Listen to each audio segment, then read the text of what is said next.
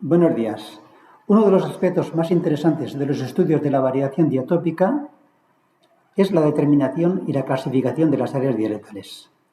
La gran duda de antaño sobre si se pueden clasificar, la discusión sobre fronteras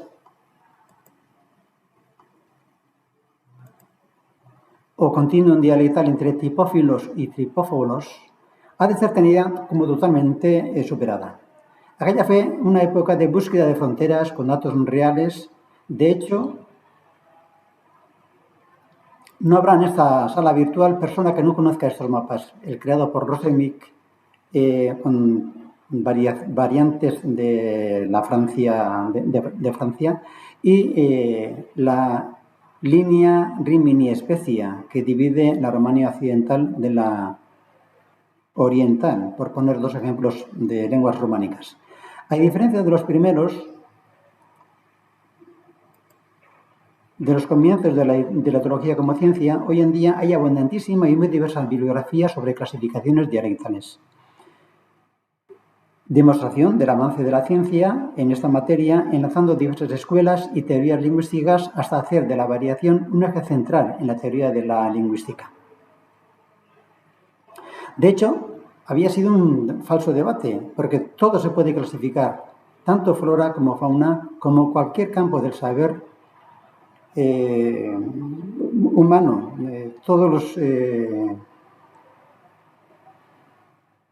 campos de la ciencia tienen sus mecanismos y su metodología para clasificar. Siendo conscientes de que se trata de un tema muy controvertido, en el que no hay anclajes asumidos por un amplio abanico de dialectólogos, a rasgos generales se podrían establecer diversos marcos teóricos en los que se basan las clasificaciones dialectales hechas hasta el día de hoy. En un proyecto en curso que llevamos a cabo de la clasificación dialectal en las lenguas europeas, se ha decidido por un criterio amplio para moderar distintos campos teóricos, haciendo abstracción e incluyendo todos ellos en 4 grupos a saber: la clasificación etnológica o extralingüística, clasificación basada en dialectología tradicional, clasificación basada en la dialectología perceptual y clasificación basada en métodos dialectométricos. Vamos a ver estos tipos de clasificaciones con ejemplos del vasco. La clasificación etnológica. Se incluyen en ella clasificaciones basadas mayoritariamente en aspectos no lingüísticos o extralingüísticos, tanto culturales, étnicos, etnográficos, etcétera, etcétera. El criterio extralingüístico, etnológico en este caso, ha sido utilizado en la lengua vasca para distinguir dialectos de acuerdo a tribus prehistóricas, que, argumentado por Caro Baroja, sintetizó en un mapa Mañericúa en 1964. Según este trabajo, el vizcaíno ocupa las regiones que en su día se asentaron los caristios, el guipuzcoano en el territorio de los bárdulos y el altonavarro en el territorio que fue ocupado por vascones. Como se puede comprobar, no se utiliza ninguna característica lingüística para la determinación de los dialectos. Es más, no hay evidencia ninguna de que dichas etnias utilizasen dicho dialecto ni tan siquiera esa lengua. Clasificaciones hechas dentro del marco de la dialectología tradicional espacial o geolingüística, que abarca las clasificaciones llevadas a cabo basadas en un punto de vista diacrónico, histórico, genealógico, generalmente basadas en muy pocas características. En vasco tenemos 2 clasificaciones de este tipo. La primera de ellas es debida a Luis Luciano Bonaparte en 1868, que distingue 8 dialectos y 25 subdialectos. Y la segunda se debe a Koldo Zuazo, realizada en primera instancia en 1998 y posteriormente corregida y aumentada, que distingue 5 dialectos. Es conocido que en esta metodología generalmente se utilizan muy pocas características lingüísticas, pero en el caso del vasco se cree que Bonaparte utilizó alrededor de 80 y Zuazo ha utilizado 108 características. Clasificaciones basadas en la dialectología perceptual, basadas generalmente en creencias, percepciones u opiniones de hablantes no lingüistas. Solo hay una clasificación de este tipo en el vasco, publicado en 2017. Basándose en el método de Little Arrow Method, convirtieron las respuestas en un mapa subjetivo de dialectos en el que distinguen 8 variedades diferentes. La pregunta básica en este caso fue: entre los pueblos de tu área, ¿en cuál se habla como en tu pueblo o muy parecido? Y en un mapa de localidades encuestadas se unen mediante flechas el pueblo de origen y el pueblo o los pueblos donde el lugareño ha señalado que se habla igual o muy parecido. Ciertas zonas del mapa no están surcadas por flechas y aparecen espacios en blanco. Estas áreas indican fronteras entre variedades lingüísticas diferentes. Si se trazaran líneas en estas zonas blancas, se crearía el mapa mental de los hablantes sobre las fronteras de los dialectos. Y mediante este método, se logra una demarcación subjetiva del mapa de los dialectos.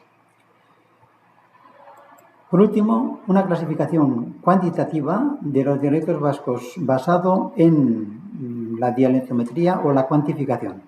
Clasificaciones basadas en procedimientos matemáticos y estadísticos. Actualmente cuenta el vasco con una clasificación dialectal basada en métodos cuantitativos, en el que se distinguen 3 dialectos y 7 subdialectos. En este marco teórico se parte de una gran base de datos, generalmente recogidos en atlas lingüísticos, y en base a estos datos se convierte en numérica la implantación de los atlas lingüísticos. Este mapa se llevó a cabo con una herramienta hecha ad hoc para la dialectometría que se denomina Diatec, creada por el grupo EUDIA de la Universidad del País Vasco, que guía y ayuda al especialista en la variación lingüística en su análisis cuantitativo. De hecho, el lingüista no tiene que ser experto en estadística para hacer dialectometría, pero sí debe saber interpretar lingüísticamente los resultados del análisis. Esta clasificación, aquí en mapa de Diatec, esta clasificación de los dialectos vascos se hizo con datos del atlas lingüístico vasco y en total se utilizaron 649 características que fueron recogidas en 145 localidades, lo que da más o menos una base de datos de unos 100.000 datos.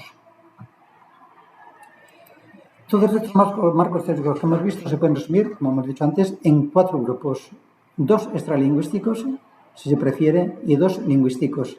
2 con motivaciones extralingüísticas como la etnológica y la dialectología perceptual, y 2 más lingüísticos que se basan en características lingüísticas como la dialectología tradicional o dialectología cuantitativa.